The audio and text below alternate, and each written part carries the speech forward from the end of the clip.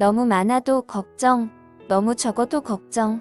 물은 너무 없어도 문제가 되지만 넘치면 더욱 문제가 되는 것은 물입니다. 물은 지구상에서 가장 중요한 화학물질의 하나일 것입니다.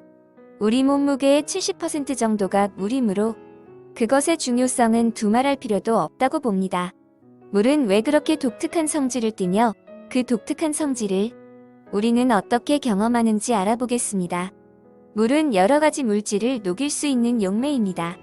한 개의 물 분자는 수소 원자 2개, 산소 원자 1개로 이루어져 있지만 액체 상태의 물은 수많은 물 분자들이 모여서 이루어진 것입니다. 물이 극성을 띠고 있으므로 극성을 띠고 있는 이온이나 분자들은 물에 잘 녹습니다. 그러나 극성이 매우 약하거나 없는 분자들은 물에 녹지 않습니다. 마시는 물에는 다양한 화학물질이 포함되어 있는데요. 구리나 철, 칼슘과 같은 금속이온이 염이나 산화물 형태로 녹아 있습니다. 또한 공기 중에 있는 산소와 이산화탄소와 같은 기체들도 녹아 있습니다. 공기 중에 있는 기체들이 물에 녹고 지각에 포함된 여러 종류의 원소들이 자연스럽게 물에 포함되기 때문입니다. 그 중에서 중금속과 유해 유기물들은 정수 과정에서 걸러집니다. 물에는 흔히 포함된 이온은 칼슘과 마그네슘 이온입니다. 물에 녹아있는 칼슘과 마그네슘 이온의 농도를 측정하여 270ppm을 초과하면 경수, 60ppm 이하가 되는 물은 연수라 합니다. 마시는 물의 기준은 약 300ppm 이하입니다. 물에 들어있는 화학물질의 성분도 중요하지만 더욱 염려되는 것은 병원균의 존재 여부일 것입니다. 박테리아를 비롯한 세균, 수인성 질환에 의해 오염된 물을 마시면 즉각적인 위협이 되고 경우에 따라서는 치명적입니다. 인간 체중의 70%가 물이라는 사실은 신비스럽고 놀라운 일이 아닐 수 없습니다. 물이 주성분인 체액 및 혈액으로 인체가 채워져 있어서 한여름의 뜨거운 햇볕에도 체온을 유지할 수 있으며 추운 겨울의 한파에도 몸이 얼지 않고 버텨낼 수 있습니다. 물은 화학적으로는 산소와 수소의 결합물이며 천연으로는 바닷물, 강물, 지하수, 우물물, 빗물, 온천수, 수증기, 눈, 얼음 등으로 존재합니다. 물은 고체, 액체, 기체의 세 상태로 지구 표면에서 매우 중요한 역할을 해왔습니다.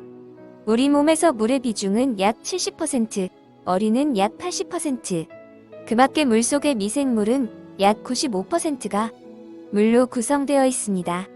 즉, 생물의 생명현상도 여러가지 물질이 물에 녹은 수용액에 의해서 일어나는 화학 변화가 복잡하게 얽힌 것이라 말할 수 있습니다. 세계보건기구는 인간이 하루 적정 물 섭취량을 2리터 정도, 컵으로는 8잔 정도를 권고하고 있습니다. 그러나 이는 우리가 섭취하는 다른 음식물의 수분량을 포함하여 2리터가 필요하다는 것입니다. 과일, 채소의 경우 성분의 90에서 95%가 수분이고 우리가 주식으로 먹는 쌀밥에도 다량의 수분이 포함되어 있습니다. 이렇게 우리가 음식물을 섭취할 때 얻는 수분량은 보통 4에서 5잔으로 따로 섭취해야 하는 수분량은 3에서 4잔이라는 말도 있습니다. 다만 이는 편차가 좀 있어서 나트륨 섭취가 권장량의 2~3배를 넘나드는 한국인은 나트륨 섭취가 적은 사람들보다 물을 더 많이 마셔야 할 필요가 있다고 합니다. 우리의 몸은 필요한 수분량을 섭취한 뒤 불필요한 수분을 오줌, 땀으로 배출합니다. 그러나 수분을 과도하게 섭취하는 경우 모든 수분을 배출할 수 없습니다. 그래서 몸의 수분은 우리 몸의 다른 기관, 즉 혈관, 근육 등의 수분을 저장하는데 호르몬계 문제가 있는 사람은 몸에 부종이 생길 수 있습니다. 물의 추가적인 섭취는 체액이 부족한 사람에게 체액량을 상승시켜 육체를 더 원활하게 사용할 수 있게 해주는 것이 사실입니다. 현대인들은 만성 탈수 증상에 놓여 있는 상황이기에 물을 많이 먹는 것은 이런 만성 탈수를 해결할 수 있는 여건이 될 수도 있습니다. 또한 자기 몸무게의 9%에서 10%의 물을 한꺼번에 마시면 물 중독으로 사망할 위험이 있으니 너무 많은 물의 섭취는 금합니다.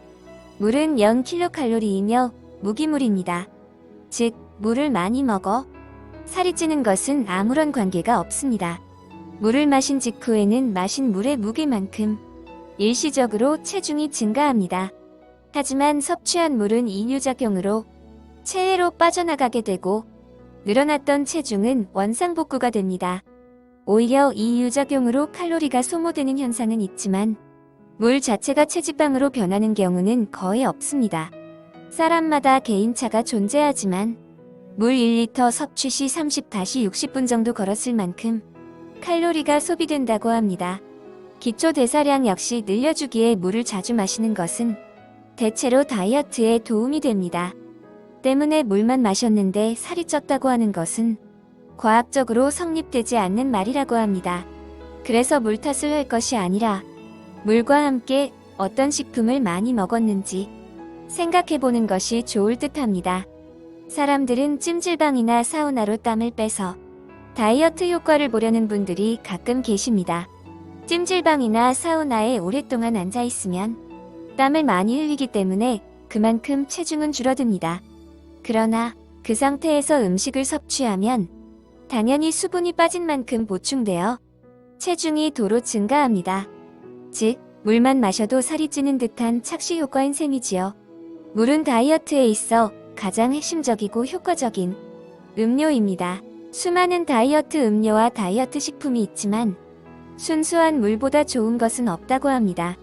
일단 음료라 하는 것은 0칼로리인 물에 무언가를 첨가한 것이기 때문에 모든 다이어트 요법들이 하나같이 입을 모아 추천하는 유일한 식품이 바로 물입니다. 건강한 물을 마셔 모두 건강한 삶을 살았으면 좋겠습니다. 감사합니다.